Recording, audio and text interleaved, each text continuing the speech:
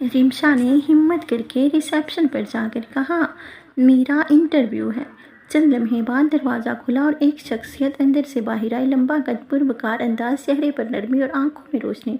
ये थे वहाब अली, इस ऑफिस के मालिक। निम्रा के हाथ में मौजूद फाइल घबराहट से नीचे गिर गई। वहाब ने फाइल वापस देते हुए कहा, आपका इंटरव्यू है ना, प्लीज़ आइए अंदर चलते हैं। कमरे में बैठकर वहाब ने निम्रा से चंद सवाल किए। उसके लहजे में नरमी और शफकत थी, बिल्कुल दूसरों की तरह सख्ती या गरूर नहीं।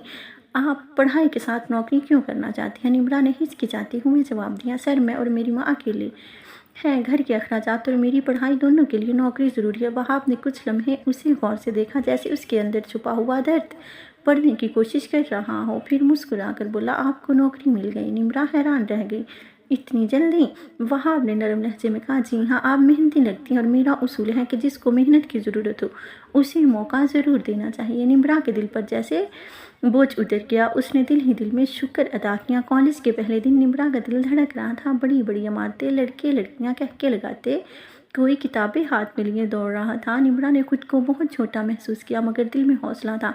क्लासरूम में प्रोफेसर ने जब इसका तारुफ लिया और बताया कि निम्रा ने 99% नंबर हासिल किए और स्कॉलरशिप पर आई है, तो सब ने तालियां बजाई। निम्रा के चेहरे पर हल्की सी मुस्कुराहट आई, लेकिन दिल के जख्म अब भी कहीं अंदर छुपे हुए थे। शाम को वो सीधा ऑफिस पहुंची। वहाँ रिसेप्शन पर बैठकर फाइलें संभालने लगी। कुछ देर बाद वहाब अली वहाँ से गुजरा और रुक गया। पहला दिन कैसा रहा? निम्रा ने आहिस्ता से कहा, अच्छा था सर, मगर सब कुछ नया है, थोड़ा घबराहट है। वहाब ने हल्की सी मुस्कुराहट के साथ कहा, घबराइए मत, आहिस्ता आहिस्ता सब आसान हो जाएगा। ये अल्फाज निम्रा के दिल को अजीब सा सुकून दे गए। रात को जब वो थकी हारी कमरे में लौटी तो माँ ने प्यार से खाना सामने रखा। कैसा रहा पहला दिन बेटी? निम्रा ने थकावट के बावजूद मुस्कुरा कर कहा, अम्मी, आज से मेरी नई जिंदगी शुरू हो गई है। माँ की आंखों में खुशी के आंसू आ गए। कॉलेज के दिन खुशगवार गुजरने लगे थे। निम्रा किताबों में दिल लगाती और शाम को ऑफिस जाकर काम करती। कुछ वक्त के लिए उसे लगने लगा था कि शायद वो माजी को पीछे छोड़ आई है, लेकिन जख्म ऐसे होते हैं जो मामूली हवा के झोंके से भी हरे हो जाते हैं। क्लास के चंद लड़के शुरू दिनों से ही निम्रा पर नज़र रखते थे। एक दिन वक्फे के दौरान उनमें से एक आगे बढ़कर बोला, निम्रा, तुम्हें इतनी मेहनत की क्या ज़रूरत है? हमारे घर आ जाया करो, जितना ये ऑफिस वाले देते हैं हम उससे दुगनी सैलरी देंगे। दूसरे ने कहका लगाया, हाँ, पढ़ाई के लिए क्या ज़रूरत, तुम्हारे जैसी तो कमाई करके भी बहुत कुछ हासिल कर सकती है। ये अल्फाज निम्रा के दिल को तीर की तरह चीर गए। उसकी आंखों के सामने गाँव का वो दिन घूम गया जब वो वडीरा शाहजमान ने उसकी मासूमियत लूटी थी। दिल की धड़कन तेज हो गई, सांसें रुकने लगी। वो खामोशी से क्लास से बाहर निकल आई, मगर आंखों से आंसू थमने का नाम नहीं ले रहे थे। उसी शाम ऑफिस में बैठते हुए निम्रा बहुत उदास थी। फाइलें तरतीब देते हुए उसकी आंखों से कतरे एक एक करके गिरने लगे। उसने चेहरा छुपाने की कोशिश की, मगर रोना अब काबू से बाहर था। इतने में वहाब अली वहाँ से गुजरा। उसने देखा कि निम्रा की आंखें सुर्ख हैं और आंसू बह रहे हैं।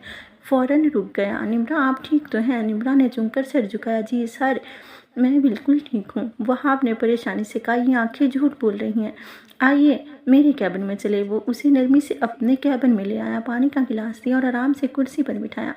आप मुझे बताइए क्या हुआ है? निम्रा ने कई लम्हे खामोशी इख्तियार की। दिल में बार बार ख्याल आया कि ये मेरा बॉस है, अगर जान गया तो शायद नौकरी भी ख़त्म हो जाए। मगर वहाब के लहजे की नरमी और आंखों में खलूस ने उसकी हिम्मत बढ़ा दी। निम्रा का ज़बर टूट गया। वो फूट फूट कर रोने लगी। सर, मैं थक गई हूँ। वहाब ने नरम लहजे में कहा, किस बात से थक गई हैं? मुझे बताएं, शायद मैं कुछ कर सकूँ। निम्रा ने कांपती आवाज़ में अपना माजी सुनाना शुरू किया। गांव, इम्तिहान के बाद का वो दिन, सफ़ेद गाड़ी, वडीरा शाहजमान की दरिंदगी और फिर लोगों की खामोशी।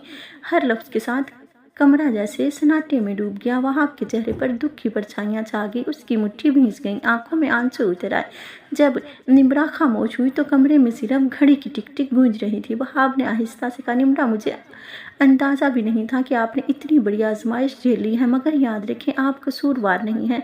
कसूर उस दरिंदे का है जो कानून और माशरे के खौफ से आज़ाद फिरता है। निम्रा की आंखों में आंसू गरजने लगे।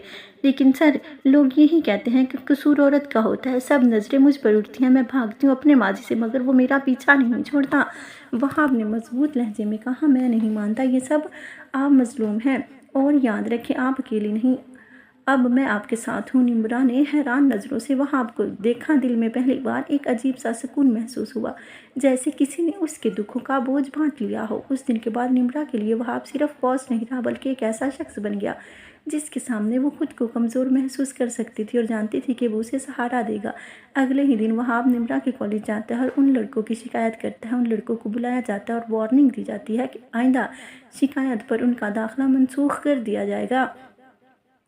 اس دن کے بعد کالج میں نمرا کو کوئی تنگ نہیں کرتا۔ وہاب کو پہلے دن سے نمرا اچھی لگنے لگی تھی، مگر اب وہاب اس کا پہلے سے بھی زیادہ خیال رکھتا۔ جب وہ کالج سے سیدھا واپس آتی تو وہاب اس کے لیے کھانا لگواتا، اسے وقفے وقفے سے چائے بھجواتا، بار بار اس کے پاس بہانے سے آتا، مگر نمرا اسے سر کہہ کر عزت دیتی۔ وہ سوچتا شاید نمرا اپنے ماضی کی تلخ یادوں کی وجہ سے اندر سے کھوکھلی ہے، اس لیے وہ ایک فیصلہ کرتا ہے۔ اگلی صبح وہ نمرا کے گھر گیا، دروازہ کھلا تو نجمہ بیگم حیران رہ گئی۔ بیٹا آپ اس وقت؟ وہاب نے احترام سے سلام کیا اور کہا آنٹی میں اندر آ جاؤں۔ وہ بہت سارے گفٹ نمرا اور اس کی ماں کے لیے لے کر آتا ہے۔ وہ نجمہ بیگم کو گفٹ پکڑاتا ہے، اندر آتا ہے تو نمرا حیران رہ جاتی ہے۔ سر آپ کیوں؟ اچھا نہیں لگ رہا؟ نہیں اچھا لگ رہا ہے تو واپس چلا جاتا ہوں۔ نہیں سر آپ بیٹھے، چائے لاتی ہوں آپ کے لیے۔ جیسے ہی نمرا چائے بنانے کچن میں جاتی وہاب نمرا کی ماں سے بات کرتا ہے، آنٹی میں نمرا کو انصاف دلانا چاہتا ہوں۔ یہ سن کر نجمہ بیگم کی آنکھوں سے آنسو پھوٹ نکلے۔ وہ لرزتی ہوئی بولی بیٹا وہ بڑا ظالم ہے، وہ ہمارا جینا حرام کر دے گا۔ وہاب نے مضبوط لہجے میں کہا آنٹی میں ڈرنے والوں میں سے نہیں ہوں، آپ فکر نہ کریں، میں نمرا کے ساتھ کھڑا ہوں۔ اس بار یہ درندہ اپنے انجام کو پہنچے گا۔ نمرا کو کچن کے دروازے پر کھڑی سب کچھ سن رہی تھی، اس کا دل کانپ رہا تھا۔ سر آپ کیوں اپنی جان کو خطرے میں ڈال رہے ہیں؟ وہ شخص بہت طاقتور ہے، آپ کو نقصان پہنچا سکتا ہے۔ وہاب نے نرمی سے بولا نمرا تمہاری عزت پر حملہ کیا گیا ہے، یہ صرف تمہارا نہیں معاشرے کا مسئلہ۔ اگر ظلم کے خلاف کوئی نہ کھڑا ہوا تو ظلم بڑھتا ہے، میں یہ جنگ ضرور لڑوں گا۔ چند دن بعد وہاب خود گاؤں گیا تاکہ ثبوت تلاش کرے۔ گاؤں والے پہلے تو خاموش رہے، مگر ایک بزرگ آگے بڑھے، سفید داڑھی والے۔ اس شخص نے لرزتی آواز میں کہا بیٹا میں سب جانتا ہوں، میں نے اپنی آنکھوں سے وڈیرے کی گاڑی کو نمرا کو سنسان راستے پر جاتے دیکھا تھا۔ اگر عدالت بلائے گی تو میں گواہی دوں گا۔ بابا جی آپ کی یہ گواہی ہماری سب سے بڑی طاقت ہوگی۔ شہر واپس آ کر وہاب نے اپنے اثر و سراغ سے وکیلوں کی مدد سے وڈیرے شاہ زمان کے خلاف FIR درج کروائی۔ یہ خبر جنگل کی آگ کی طرح گاؤں اور شہر میں پھیل گئی۔ وڈیرا شاہ زمان غصے سے پاگل ہو گیا، اس نے دھمکی دی میں نمرا اور اس کی ماں کو زندہ دفنا دوں گا، یہ کیس واپس لو ورنہ انجام برا ہوگا۔ ایک رات وہ خود ان کے کرائے مکان کے باہر آیا، دروازے پر دھاڑتا رہا، اگر عدالت میں میرا نام لیا تو تم دونوں لاشیں بن کر رہ جاؤ گی۔ نمرا اور نجمہ بیگم خوف سے کانپ گئی۔ جب وہاب کو یہ خبر ملی تو وہ فوراً ان کے گھر پہنچا۔ اس نے سخت لہجے میں کہا اب آپ لوگ یہاں نہیں رہیں گے، میں نے آپ کے لیے ایک الگ مکان اور سیکیورٹی کا انتظام کر دیا، آپ دونوں میری ذمہ داری ہیں۔ نمرا کی آنکھوں سے آنسو نکل آئے، وہ دل ہی دل میں سوچ رہی تھی آخر یہ شخص کیوں اتنا کر رہا ہے میرے لیے، کاش میں اسے بتا سکوں کہ اس کی قربانی میرے دل کو چھو رہی ہے۔ والا آخر وہ دن آ گیا جب عدالت میں پہلا مقدمہ لگا۔ نمرا اور وہاب ساتھ کھڑے تھے۔ جج نے سخت لہجے میں حکم دیا ملزم شاہ زمان کو اگلی پیشی پر ہر حال میں پیش کیا جائے۔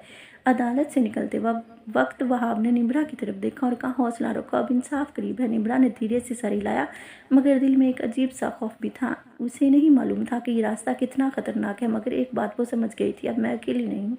عدالت کی راہداری میں آج عجب سا شور تھا، صحافی، وکیل اور لوگ سب مقدمے پر باتیں کر رہے تھے۔ نمرا اور وہاب علی ایک ساتھ عدالت سے باہر نکلے، نجمہ بیگم بھی ان کے ساتھ تھی۔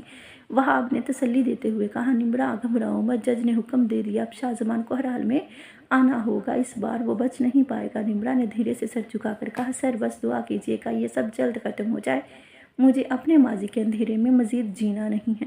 وہاب نے نرمی سے کہا یاد رکھو نمرا، ہر اندھیرے کے بعد روشنی آتی ہے اور تمہاری روشنی اب قریب ہے۔ یہ کہتے ہوئے وہ عدالت کے دروازے سے باہر نکلے۔ سامنے سڑک پر گاڑیاں دوڑ رہی تھیں۔ اچانک ایک گاڑی تیزی سے قریب آئی، شیشے سے بندوق نکلی اور سیدھا نمرا کی طرف فائر کیا گیا۔ گولی کی آواز کڑاکے دار دھماکے کی طرح گونجی۔ وہاب نے ایک پل کی بھی تاخیر نہ کی، وہ جھپٹ کر نمرا کے آگے آ گیا۔ وہاب، نمرا کے ہونٹوں سے چیخ نکلی۔